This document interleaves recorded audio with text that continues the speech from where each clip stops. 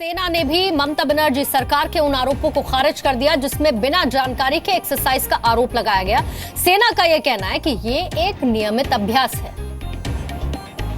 For the conduct of data collection exercise, which is already on from 28th November, 30th November to 2nd December. Army formations in Eastern Command at local levels are carrying out routine annual data collection exercises on availability of load carriers at all the major entry points in various states. This is being done in coordination with local police authorities. The exercise was earlier planned on the night 27-28 of 2016. The dates were changed to 30th November to 2nd December on a specific request by Kolkata Police due to Bharat Bandh on 28.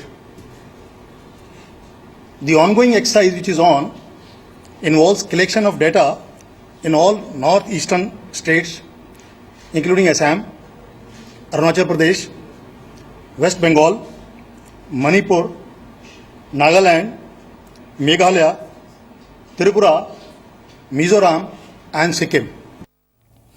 और इस पर और ज्यादा जानकारी देने के लिए सीधा हम रुख कर लेते हैं। मेरे सहयोगी ब्रह्म प्रकाश दुबे इस वक्त मौजूद है। ब्रह्म, ये जो डॉक्यूमेंट जी न्यूज के पास हैं, ये डॉक्यूमेंट साफ बताते हैं कि 72 घंटे को लेकर ये एक रूटीन एक्सरसाइज होगी। जानकारी लोकल एडमिनिस्ट्रेशन को दी गई थी।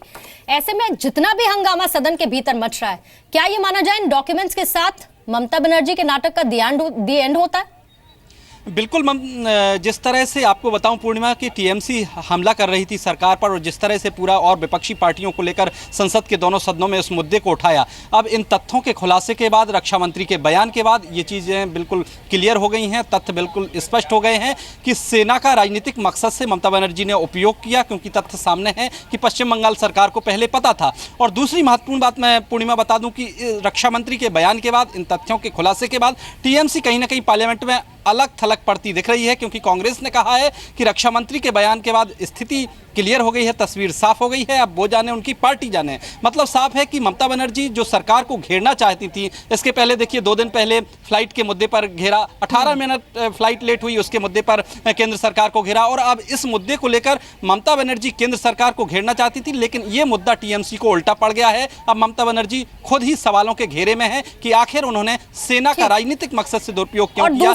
ब्रह्म, कुल मिलाकर एक बार फिर से संसद का समय बर्बाद हुआ। जरूरी चीजें जिन पर चर्चा होनी चाहिए थी वो नहीं हो पाई। बहुत बहुत शुक्रिया ब्रह्म पूरी जानकारी देने के लिए।